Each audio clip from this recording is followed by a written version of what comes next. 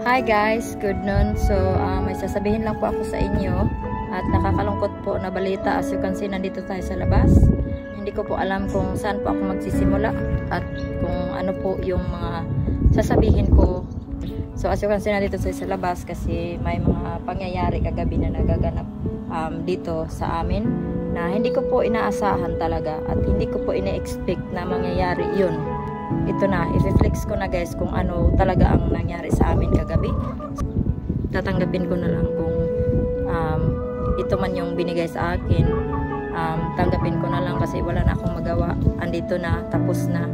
So, ayan. Nandito tayo sa aking loob ng aking ito yung bahay ng aking mga manok. So, kagabi siguro mga alauna, pinasok ng tatlong yung fox, yung para siyang pusa na malaki. So pinasok sila dito sa loob. So doon sa kabilang gate, dumaan sila. Pinatay nila yung 11 na chicken at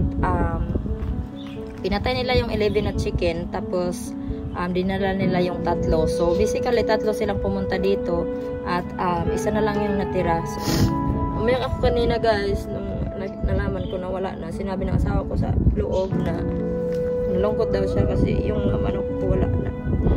So this morning guys ay nakita ng asawa ko may 8 or may 10 na chicken na nakahandusay dito na matay sila at yung tatlo ay dinala nung tatlong fox na pumunta dito.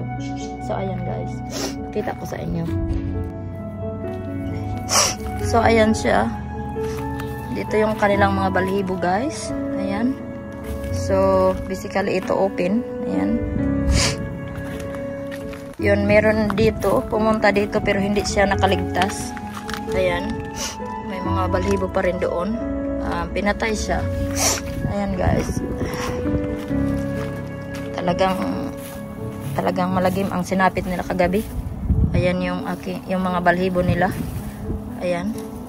So, basically, tumakbo sila guys na parang bang gusto nila na mabuhay. Ayan, oh. Ang dami nilang mga balhibo dito. So, ayan, dito pumunta yung fox. Diyan umakyat yung fox at tumalon dito sa loob. At dito rin lumabas. Ayan yung kanilang mga ayan.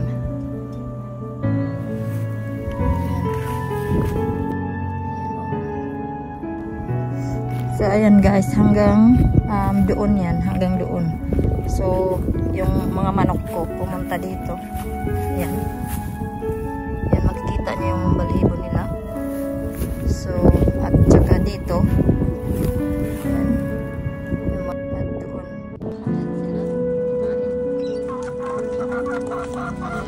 Ayan.